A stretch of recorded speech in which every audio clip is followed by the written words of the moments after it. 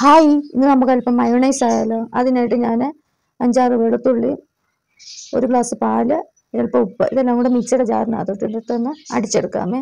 2-3 minute നമുക്കൊന്ന് അടിച്ചെടുക്കാമേ. അതിനുശേഷം വീണ്ടും തുറന്നു നോക്കി ആ പാലെടുത്ത് അതേ കപ്പിന് തന്നെ 1 കപ്പ് എണ്ണയും കൂടെ നമുക്ക് ആവശ്യമുണ്ട്. അതിൽ പാതി എണ്ണ ഒഴിച്ച് നമുക്കൊന്ന് വീണ്ടും ഒന്നുകൂടെ ഒന്ന് അടിച്ചെടുക്കാം.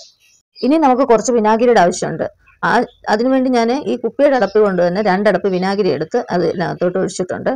ഇനി നമുക്ക് ബാക്കി ഉണ്ടായിരുന്ന എണ്ണയിൽ നിന്ന് കുറച്ചും കൂടെ ഒഴിച്ചിട്ട് വീണ്ടും ഒന്നുകൂടെ ഒന്ന് അടിച്ചെടുക്കാം.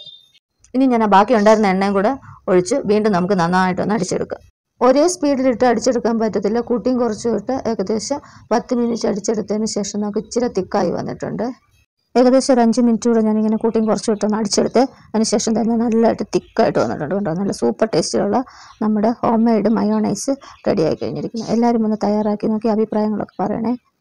പിന്നെ ഈ വിനാഗിരിക്ക് പകരം വേണമെങ്കിൽ 1 സ്പൂൺ നാരങ്ങാനീര് ഒഴിക്കാം. അപ്പം പുതിയൊരു വീഡിയോയുമായി വീണ്ടും വരാം. Okay, by.